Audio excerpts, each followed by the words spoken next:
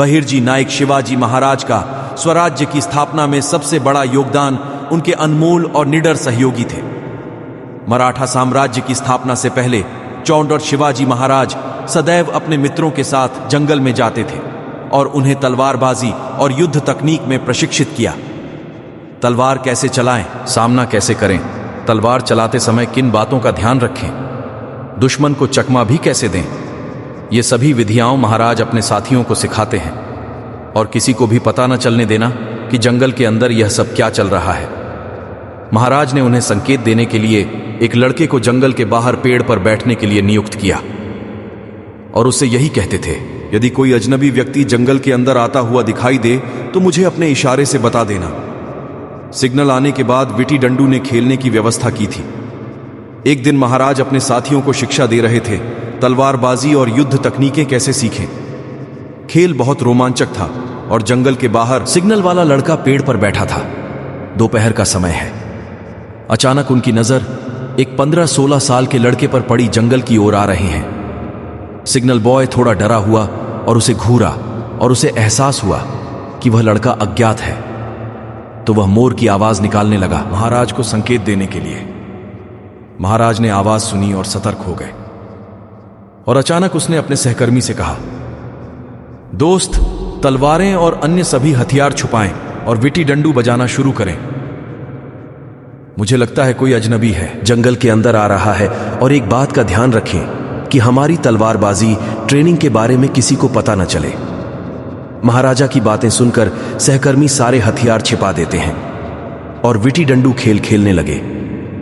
जंगल के बाहर पेड़ पर बैठा लड़का नीचे आता है और उस अनजान लड़के के सामने आ गई और उसने उससे पूछा, आप कौन हैं? मैं रामोशी का बहिर्जी हूं।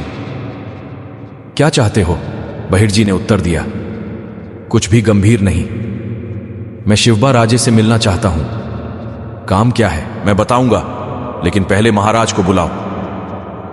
ठीक है, आप यहां रहते हैं, मैं अभी महाराज से पूछूंगा। कहकर वह लड़का जंगल के अंदर आ गया और महाराज से कहा, महाराज, बहिर्जी के पास एक लड़का आया, वह आपसे मिलना चाहता है। महाराज ने कहा, उसे अंदर भेजो। और सिग्नल बॉय जंगल के बाहर लौट आया। बहिर्जी पहले से ही उनका इंतजार कर रहे थे। बहिर्जी के पास आ रहे हैं। सिग्नल बॉय ने कहा, आप अंदर जा सकते हैं। और बहिर्जी जंगल के अंदर आ गए। जैसे ही वह अंदर पहुंचा, महाराज ने उससे पूछा, मैं आपकी कैसे मदद कर सकता हूं महाराज? मुझे अपने खेल में खेलने दीजिए। महाराज ने पूछा, मुझे बताओ आप क्या कर सकते हैं? मैं कुछ भी कर सकता हूं। मैं किसी भी चीज की आवाज निकाल सकता हूं, किसी की भी नकल कर सकते हैं, और मैं खुद को इस तरह से अलग करता हूं आप भी पहचान नहीं पाएंगे। उसकी बात से महाराज प्रसन्न हो गए और उनके बात करने के तरीके और कौशल की सराहना की। महाराज को वह उपयोगी लगा और उन्होंने बहिर्जी से कहा, ठीक चलो अब खेल शुरू करें। बहिर्जी ने महाराज को उत्तर दिया, महाराज, क्या मैं कल से आ सकता हूं? महाराज ने आश्चर्य से पूछा, क्यों? आज क्यों नहीं? कोई गंभीर बात नहीं, बस घर वालों को बता देती तो बेहतर होता। महाराज ने कहा, वह ठीक है, कल से आ जाना। और बहिर्जी वहां से चले गए और अचानक रुक गया और महाराज के पास लौट आए और महाराज से कहा, मैं आपको कुछ कहना चाहता हूं।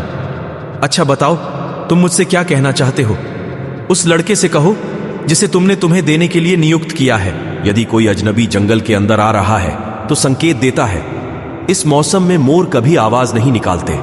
अगर कोई जानकारी वाला आदमी आए और उसने मोर की आवाज सुनी तो वह सोचेगा, यदि इन दिनों में मोर की आवाज न निकले फिर आवाज कहां से आई?